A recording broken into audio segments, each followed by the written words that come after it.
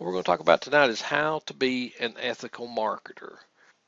When you get into marketing your online business, there's lots of things that you can do to make yourself trusted and respected, and there's lots of things that you can do, maybe inadvertently, not even trying, that will, leave discrepancies and disgruntled customers that you were not expecting. And sometimes some people go into business and don't have any ethics and they don't care, they're just in it to make money. But in the long run, being an ethical marketer is going to pay off, even though it may cost you a little more. You may not make as much as you had hoped you would through your sales, but in the long run, it'll pay off because you will develop, a loyal following of people that will trust you and know that you're going to do as you say, and that they can depend on what you're offering to be what it says it is, and that you're going to do what you say you will do.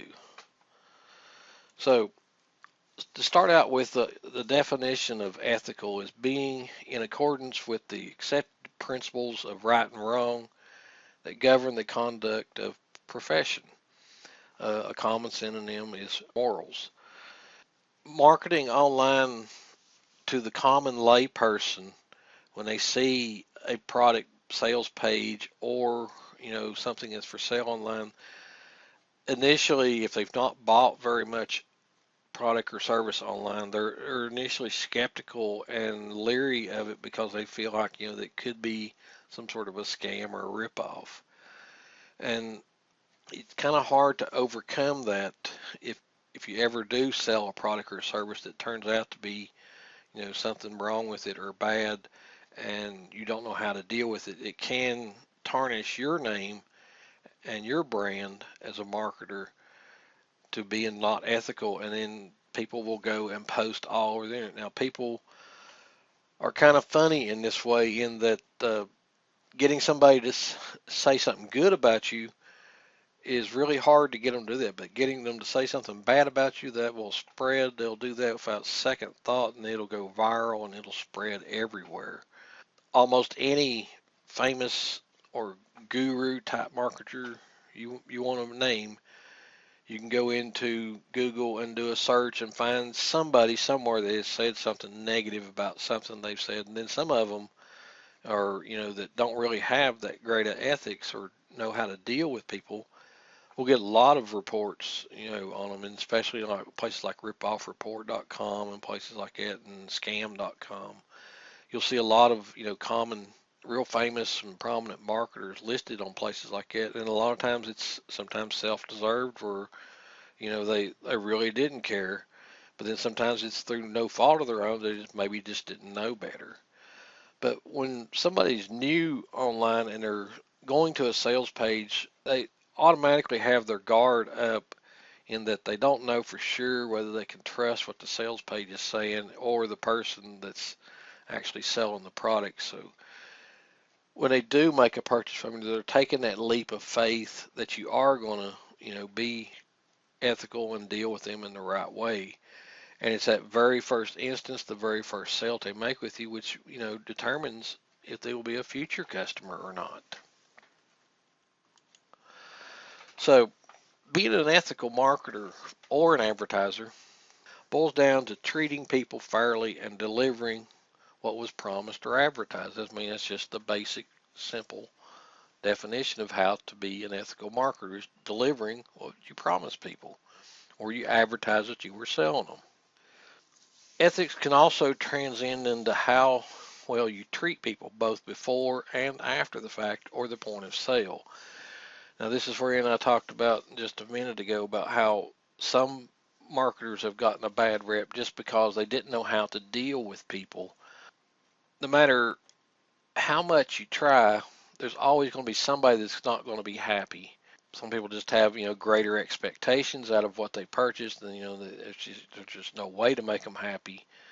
But then the bulk of it, though, is how you actually dealt with the people that are your prospects or clients or customers before and after the sale, in that you wanted to treat them fairly and deal with them if they did have any kind of questions or problems. So delivering as promised is and should be the easiest part of your marketing efforts. If you're selling a product or service that is ready for sale and can be used or consumed by the client or customer, the delivery part should be easy. If you're advertising something for sale, something that you have a sales page up on, or if as an affiliate marketer, something that you're promoting as an affiliate, the very first thing should be able to deliver what you told them that they would get. That should be the very first thing, that the product should actually be there or the service should actually be there for them to use. So that's the easy part, being able to do that part. But it gets more complicated. However, dealing with the customers and clients is not always as easy, because there's always going to be customers and clients that that have problems in one way or another. Most of the time, people that are unsatisfied or are having problems are looking for a way to contact you and communicate with you these problems that they're having, or the questions that they have, or the concerns that they have. And sometimes dealing with these people is really hard to do, because some people are just downright rude sometimes when they talk to you and communicate with you. I couldn't tell you how many really hateful and nasty emails I've gotten over the years from people that were disgruntled for one reason or another. Maybe they had problems accessing a download link, or the product they purchased was a little more complicated than they thought it would be, or it was something that they just weren't ready to use, or something like that, and they want to put the blame back on you, saying that you claimed that it would do this and that and the other. And it gets really hard sometimes dealing with these people. And at first, when you first start getting these types of responses back from your customers, it does kind of put you in a hard spot in knowing how to actually deal with them and make sure that that you both come out satisfied in the end, that you did the best you possibly could, and that everybody's happy with the transaction. So, like I said, sometimes there's access problems or usage problems, and other times there'll be lack of knowledge problems. Then that's where I was talking about, somebody may purchase something from you, they're just not ready to use it at that point. They don't have the skills or the knowledge to be able to use what they purchased from you. And then occasionally there may be outages or shortages. In the case of maybe you're selling something that is limited quantity, that you can only get for a short period of time, or you have to wait for it to come in. Several different things can cause the outages and shortages. But these are the kind of things that can happen to you, that that sometimes are beyond your control, and then sometimes there's things that you can do to help alleviate them. So, how do you really operate your business as an ethical marketer? Well, here's a few tips I want to give you, that these are just basic to get you started, and doing just these tips will help build your know, like, and trust relationship with your prospects and your clients and customers. The first thing you want to do is you want to be certain that your product or service is as promised. If you have it described as what it will do on a sales page, you want to make sure that it is actually as you're describing it, and that what you say it will do and what you say it can do for them is something that your product or service can actually do. The second thing is you want to make sure that the access channels are working before the sale. I've talked about this over and over and over again. Before you launch anything for sale online, you want to make sure that you test your sales flow, and that at the very end, the customer actually gets to whatever it is they purchase from you, whether it be something they're downloading, something they're watching on video, or a service that you're offering to them. You want to make sure they can actually get to that point after the end of the sales funnel, that they can actually get to whatever it is they bought from you. And most of the time, people gloss over this. They test it on their own computer, and when they upload it to the internet, they don't think to go through it on a live scenario with a friend or a colleague and have them test it from a fresh set of eyes, that there's fault points in their sales flow that causes problems. The third thing you can do is offer instruction, frequently asked questions, or training on the products and services you sell. Most of the time, the communications you get from your customers and clients will be pretty much the same set of questions over and over and over again. So keeping that in mind, if you already have this instruction or these questions answered somewhere accessible to them online, or training that shows them how to use, a questionable area that you're going to get lots of questions about, that will save a lot of the communications that you get, and it will actually help to let the end user, the customer, satisfy their own questions immediately without having to contact you. I couldn't tell you how many times just having a series of questions, the most common questions that people are going to ask, having that available online will save a lot of the grief that you will get in emails and support tickets. And then the fourth thing is having a well-established line of communication for feedback and questions. Now, I've talked about this before in one of my previous trainings about making sure that you have some sort of a support desk or a support email that you check regularly on some sort of consistent basis. Having this line of communication that's easy to find will help a lot in building your reputation and keeping it from getting tarnished. When people can communicate with you when they're having problems or questions, and you can get back to them in some sort of a timely fashion, that will go a long way in building the trust and relationship that you need to build with new customers. Now, here's some specific tips for product vendors. First off, don't hype or make false claims to entice the sale. We've all been to sales pages where they have screenshots or they make really boastful, hypey claims, and you have to wonder when you're seeing those, can this product really do this? We've all seen these pages, and most of the time when you see a page that's just screams hype, you pretty much know that it's not going to deliver that as promised, and this marketer is really hurting their brand by having their sales pages be like this. And especially to the new person that this is probably maybe their first purchase online, they go to a sales page like that and they believe that it's real what they're seeing, these screenshots they're seeing from people's PayPal accounts and JVZoo accounts and whatever, or the amount of traffic visitors they're getting or the amount of list subscribers they're getting, and they'll believe that that's real, and then when they don't get the same results, then they feel like that they've been ripped off or scammed, and then that could be the last sale that they ever make to that person. The second thing, and this is what a lot of marketers are bad for, is recycling testimonials. Now you'll see this a lot over on the Warrior Forum, where people that post WSO threads will get some positive feedback from a product that they've sold, and they will screen capture those testimonials and use them over and over and over again on each successive WSO that they launch over there. The Warrior Forum is really bad for that.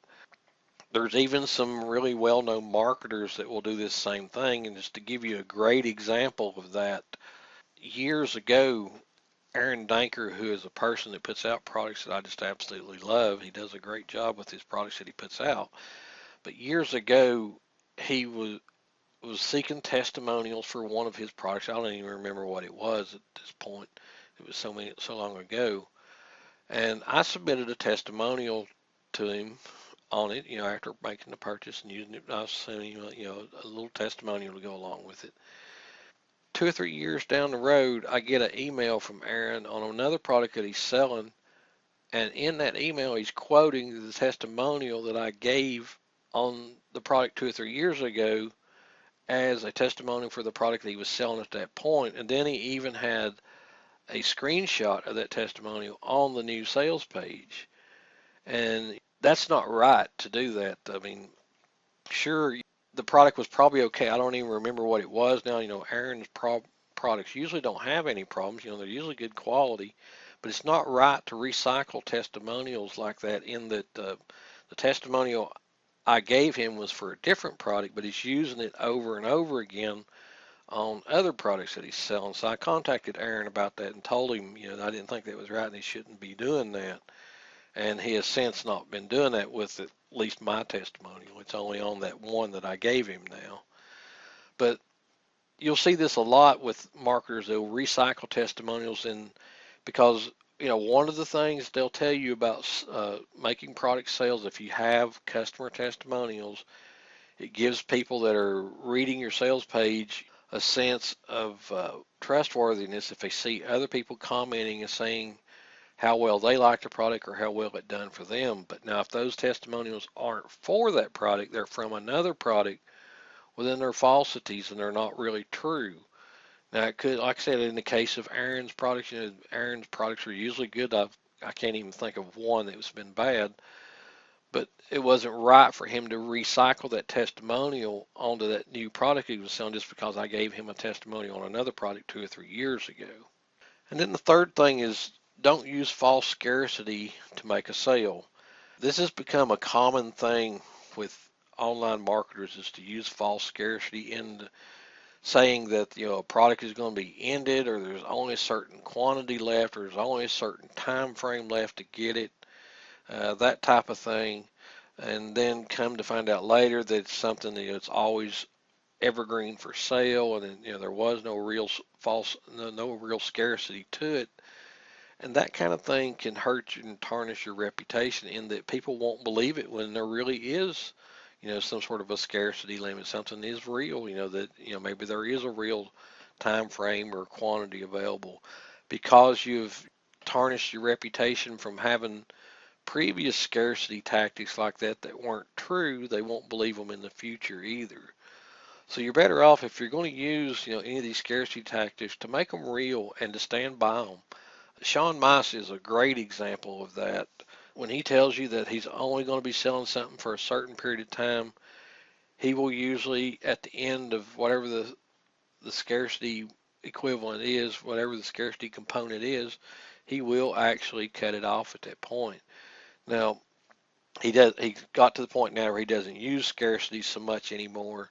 Now he pretty much just puts everything on down sale and just tells you the price is going to keep rising. He doesn't use scarcity as much as he used to anymore. But there's lots of marketers that use scarcity components in the right way, but then there's a lot of them that use it in the wrong way, in that they're just trying to entice and make a quick sale to play on people's fear of loss of not being able to get access to the product. And then fourth is follow up with your customers whenever possible. I'm not saying that every customer that purchases something from you that you make it a point to always contact them, although that's a good habit to get into if you can do that. If you have the time and the manpower to be able to contact each one of your customers, it's a good thing to do. It's just that most of us, we don't have the capacity to be able to do that. I can't do that myself. I make so many sales during a month's time. If I did this, that's all I would do, would be contacting customers. But when they do have support mechanisms in place or communication contact mechanisms in place, when they do respond back to you, make sure that within some sort of a timely fashion you respond back to them and that you answer their questions or whatever it might be, or thank them for making the purchase. And in fact, in all communications with the customer, one of the first things you want to say in the first line or two is thanking them for putting their trust in you and making a purchase with you. If you start out your responses like that, it's going to tone them down quite a bit just from getting that first initial thank you from you right off the bat, in that after that you may lead into answering their questions. Like I said, if you can get to the point, if you have the facilities or the manpower to be able to do it, to contact your customers after the sale, it's great. It does definitely help tremendously if you contact them first. Although, like I said, once you get to a certain point, it gets hard to do that. And about the only way you really can do it is through an automated fashion. But sometimes the automation takes the human factor out of it, and people see through that. Now, as affiliate marketers, affiliate marketing is one of the best business models that people start out with on the internet because it's such a low barrier of entry to it. But also, affiliate marketing is one of the first places that you can gain a bad rep from. One reason for that is because people view affiliate marketers, a lot of people that are new to online and making purchases, if they can tell that you're an affiliate, they feel like maybe they're paying more for the product than what they could have got if they hadn't been sent your link. They don't really understand affiliate marketing in that they can't get it any cheaper. It's just you've sent them a link and you're going to make a commission from it. So sometimes that's hard for people to deal with, in that they think that maybe if they had the straight link, and that's where people will steal your commissions by trying to go back to the domain with a different browser or clearing their cookies, seeing if they can get it any cheaper, which cuts you out of the affiliate commissions when they do that. And then the second thing is affiliate marketers can gain a bad rep by being too pushy or emailing too much or being in people's faces too much with the products they're trying to promote, in that people that are new to the marketer or new to online purchasing feel like they're being hassled or harassed or forced to view your advertising and coerced into making a purchase. So it's easy when you start out in affiliate marketing to really tarnish your brand if you're not careful with what you do in your marketing efforts. So the first thing you want to do is, when you're working as an affiliate marketer, again, you don't want to make hype or make false claims to entice the sale. This goes back along, which is, like the product vendors.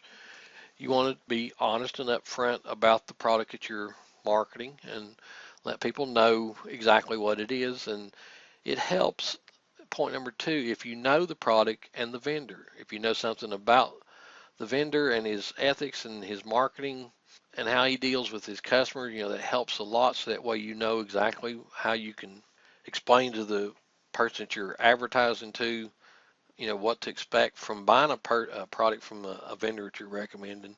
And then it also helps if you've had access to the product so that you can tell them what it's like and what it will actually do. That helps a lot. Just these first 2 points will go a long way from making your affiliate marketing business model more successful for you and gaining a reputation from it.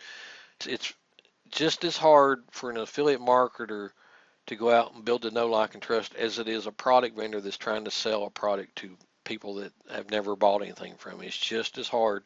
And in fact, it may be a little harder for affiliate marketers because a lot of times, like I said, people that are new to buying things online feel like they may be getting cheated in some way by having to deal with an affiliate as opposed to going directly to the product vendor on their own. And then number three is don't fake results to make the sales. A lot of affiliate marketers fall into this. They may actually have bought the product or service or whatever it might be, or have had access to it, but then they will claim that they got results from it that they really didn't get, and they're hard to justify. That always comes back to bite you because a lot of times the person that made the purchase through your link will communicate back to you, say, well, how did you get 500 subscribers in 24 hours and I could only get 10 or 20? What did you do that I didn't do? That type of thing. It puts you on the spot to have to answer those questions with a legitimate answer, that's believable. So, your best to just don't, fake results. Give people real results. If you've used the product, tell them what you really got with it. That way they can, sort of expect the same thing. If they put in the same efforts that you did, they should see, the same results that you got. Then number four, if possible, follow up with the customers. This is not always easy to do with affiliate marketing, especially if you're not list building from the very beginning. If you are building a list and maybe you're segmenting your list after purchase, somebody like you're offering bonuses and they have to move to another list to be able to get access to that bonus. It makes it a little easier to communicate with the customers. But if at all possible, when you can, communicate with the customers through follow-up and, find out from them how they're doing with the product and if it's working for them, if they have any questions.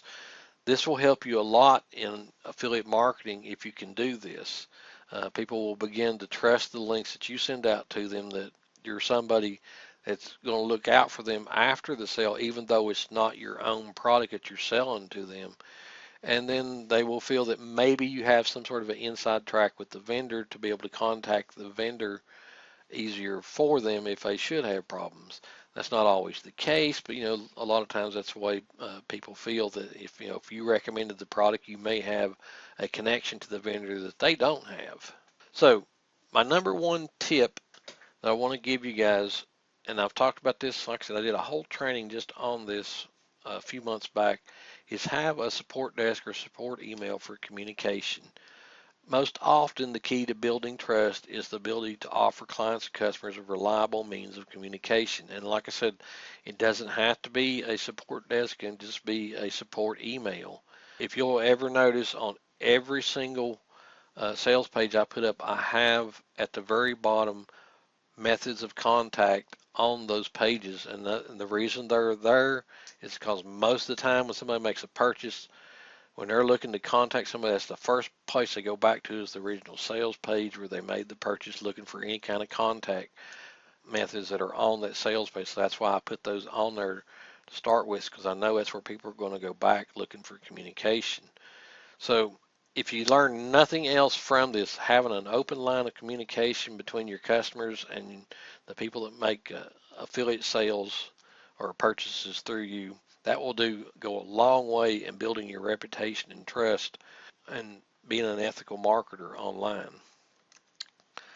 And then finally, above all else, remember the golden rule. This applies not only just online marketing, just about everything in life in general. Treat others as you would have them treat you, and you will find that you will get more out of life, and people will be happier with you, and you'll be happier with other people if you just keep this one thing in mind, especially if you're selling something online. Make sure that you look at things through the customer's eyes. If I were going to buy this, what would I expect from it, and is this what I will get from it? In other words, treat people the way that you would treat them, that you'd want them to treat you if you were buying the product from them.